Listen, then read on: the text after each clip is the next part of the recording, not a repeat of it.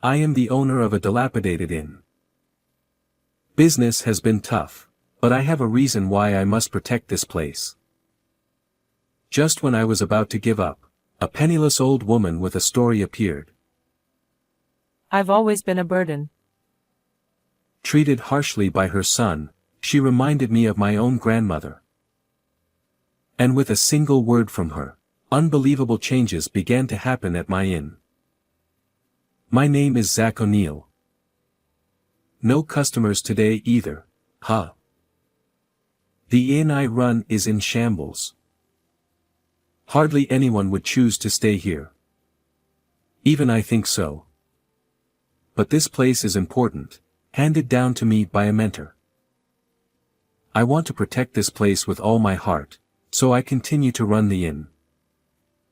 That mentor was my high school soccer coach. In my childhood, I lived with my grandmother and mother. With my mother busy with work, my grandmother was always there for me. She cooked, bathed me, and stayed with me until I fell asleep. Wrapped in her warmth, I never felt lonely. However, in 3rd grade, my grandmother passed away due to illness. Although my mother continued to work hard as the family breadwinner, we hardly spent time together. But thanks to my grandmother teaching me the basics of household chores, I managed fine. In my first year of high school, my mother suddenly passed away from a stroke. The coach, who took me in, let me stay in a room at the inn his father managed. After graduating high school, I left the inn and started working out of town. Then, at a soccer reunion 10 years later, I met the coach again. He told me he was about to close the inn he had inherited from his father after I left. Wanting to somehow keep the inn that had welcomed me in, I begged him to let me take over. It was on a pleasant autumn day, with a refreshing breeze, that I met the old woman named Barbara. Excuse me.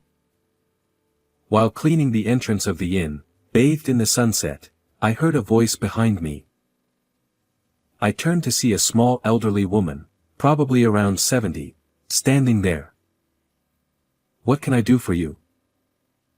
The old woman had good posture and wore neat clothes, carrying only a small shoulder bag, as if she was out shopping. Clearly, she wasn't a guest. I forgot my wallet. But I promised to pay later. Can you let me stay tonight? Well, sure. Her anxious expression turned to relief. Thank you. My name is Barbara. I was really in trouble. I remembered my grandmother. Though they didn't look alike, her gentle tone brought me comfort. I hurriedly put away the broom and showed her to a room. "You don't have much luggage." Barbara, with a sad expression, looked away. It's better to travel light. Sensing there was more to her story, I respected her privacy. She declined food, but I decided to eat dinner with her out of concern. With few ingredients available, I prepared a simple meal. You're young, but your cooking is quite gentle. Despite the simplicity, she seemed pleased. Barbara didn't talk much about herself, but listened to my stories with a smile, about my childhood, my mentor, and the inn. What's the concept of this inn? Concept? Why did I take over this inn? To share the warmth I felt here with others. The concept is a warm and welcoming space where you can feel at home. That's wonderful. She nodded approvingly. The next morning, I couldn't offer much hospitality, so there's no need to pay. Talking with you was more than enough for me. Thank you. Though surprised, she thanked me repeatedly before leaving. The inn's business didn't improve, and I decided to look for a job. Another unsuccessful interview. 2 months into job hunting, with no success, I sat on a park bench, holding a hot coffee, when someone sat next to me.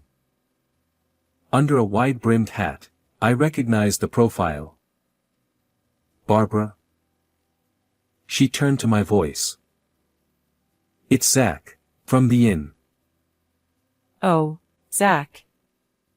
You look different in a suit. Sorry I didn't recognize you. Dressed in a suit with styled hair, I looked different from the innkeeper she met. Next to her was a Boston bag. "Are you traveling?" Oh, this. Barbara patted the bag and shook her head. It's not a fun trip. I need to find a place to stay for a while. She sighed and looked sadly into the distance. "If my inn is okay, please stay as long as you need." Barbara looked at me with wide eyes. Thank you so much, again. She said, bowing her head apologetically. 2 weeks passed since Barbara started staying at the inn. To show her gratitude, she cleaned every corner. This shelf would be better over there. Her ideas transformed the inn into a much more pleasant space. One day, a luxury car stopped in front of the inn. A well-dressed man and woman got out, the man roughly saying, "Is an old woman named Barbara here?" The man, who seemed around his 40s, glanced disdainfully at the dilapidated inn. "Who are you?" "I'm her son, and this is my wife." Now that I looked closely, his nose and mouth resembled Barbara's. But unlike her warm demeanor, he was the opposite. "Can you keep her here? She's always been a burden." "I'll pay whatever it takes." What was he saying? Barbara was healthy and independent. Why did he despise her? Then the wife spoke up. "Barbara is just a nominal president. She travels and plays while we handle the office work. Honestly, I wish she would retire." Her eyes, behind sunglasses, were not smiling. "How can you talk about your family like that? Take care of her." Ignoring my protest, they drove off. How awful. I felt anger rising. I'm back. "Barbara, your son and his wife were here." I didn't know how much to tell her and hesitated. Understanding my unease, she began to speak. I'm actually the president of a company with many branches. Her company was not only in Japan but had offices overseas. When Barbara took over the company founded by her father, it was still a small business, but over the past 30 years, it has grown significantly. It must be thanks to her intelligence, initiative, and great personality. Lately, my son keeps insisting. He says I should retire and hand over the company to him. Barbara's face suddenly looked sad. She said that both her son and daughter-in-law used to work hard as part of the company and were kind to her. However, as the company grew, they became interested only in money and told her that if she didn't step down as president, they would throw her out. In fact, they have already kicked me out twice. Both times, you helped me, Zach. Barbara laughed sadly. I felt nothing but anger towards her son and his wife, who didn't value family. "You can stay here as long as you like, Barbara." Thank you. I wish I had a son with a kind heart like yours. Her eyes were teary. One day, a foreigner visited the inn. "Excuse me." Hearing broken English, I, who couldn't speak any foreign languages, panicked. Oh? You came. "Yes. Barbara, it's been a while." I was taken aback. It seemed this foreigner was a friend of hers. I often traveled overseas for work, so I have quite a few friends around the world. She said it so casually. She really is different, being a president and all. Seeing me clearly flustered in front of the foreign guest, Barbara spoke to me. Zach, why did you start this inn? To provide a warm experience of everyday hospitality in this place. Then, no matter who the guest is, be proud of your way and stand tall. Guests are the ones who are traveling, so they won't expect you to speak a different language. People who choose an inn over a hotel want to feel closer to local life, so Barbara advised me to provide hospitality in my own way. Encouraged, I worked hard to give guests the experience I envisioned for the inn. What kind of hospitality would delight foreign guests? I wanted them to experience even a little bit of American culture. I was thrilled to have guests after a long time. That night, the three of us enjoyed American food and played American card games. The guest, who experienced American culture, was genuinely delighted, and above all, I think I was the most lively I had ever been. The next morning, as I saw the guest off at the nearby station, he said, "Zach, I had a great time." "Thank you." Those words gave me a bit of confidence in my way of doing things. "Thank you for spending irreplaceable time with us. We promised to meet again and parted ways." I'm sure it's going to get busy from now on. He. As Barbara predicted, inquiries about staying at the inn gradually increased. It seemed that the previous guest had posted about our inn on social media. I checked the post myself. Along with a picture of the three of us playing card games, it said, "The hospitality was wonderful." All three of us looked so radiant and happy. Most of the guests who came to our inn were acquaintances of Barbara. She had a wide network both domestically and internationally, and many people visited the inn to see her, a testament to her great reputation.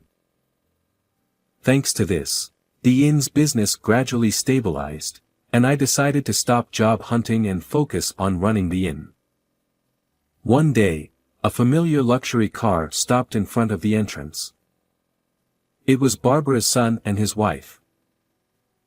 I couldn't forgive them for treating her so poorly. "Barbara, please go to the other room." I led her away to avoid her hearing any more of her son's harsh words. I wanted to kick them out immediately. However, as soon as they came in, they said, "Please give us back the president." Unlike the last time, their arrogant attitude had disappeared. They explained that the company's management had started to decline significantly in her absence. I wasn't ready to be president yet. Her son looked remorseful. Barbara had grown the company significantly. Naturally, she must have a deep attachment to it. But the inn's success was undoubtedly thanks to her, and I wanted her to stay here forever. To be honest, the inn's business didn't matter. From the first time I met her, Barbara's grandmotherly warmth had saved me countless times. It felt like living with my beloved grandmother again, and my heart was fulfilled. I wanted to continue living with her as a family. As I pondered this, Barbara's voice rang out from behind. What nonsense are you talking about? I won't listen to someone who values money over their parent. Barbara rebuked her son and daughter-in-law. She explained the importance of valuing relationships, and showing consideration and respect to each person to succeed in society. The son and his wife left, dejected. After they were gone, Barbara, with her usual gentle smile, said, "You have a wonderful heart. It'll be okay." Her words carried weight and gave me courage. Thanks to Barbara, I gained confidence, And afterward, I started expanding the inn to various locations with her. The concept remained the same, a space wrapped in warm hospitality of everyday life. It was actually my mentor's dream to expand the inn to various locations. Although my mentor had already passed away, I was determined to fulfill his dream. Keeping what I learned from Barbara close to my heart, I worked diligently with conviction. However, when we decided on the 5th inn location, Barbara succumbed to pneumonia and passed away.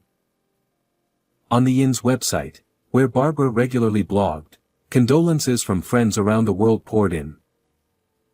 She truly was an amazing person. I had always relied on Barbara.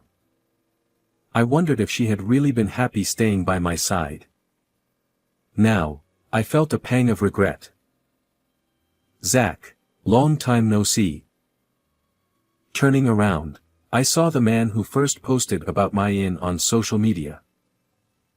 We promised to meet again, remember? Thank you for coming. I shook hands firmly with the man. I remembered the photo from when we played card games together. Back then, he, Barbara, and I had the brightest, most genuine smiles. Barbara must have treasured the days we spent together. Believing this, I returned to my work. Barbara, the other day, your friend came from Indonesia. Today is August 3rd, the anniversary of Barbara's death.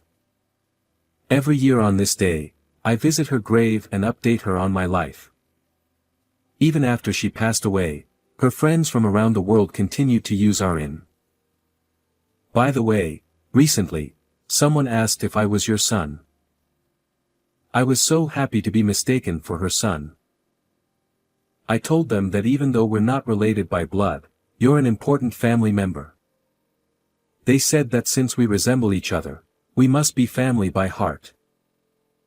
Barbara continues to live on in the hearts of her friends worldwide. Of course, she lives on in my heart too. I will strive to be like you, Barbara. So please continue to watch over me. Just like the bright summer sunshine, my future is bright and shining. How did you like this story? Don't forget to subscribe to our channel. See you in the next video.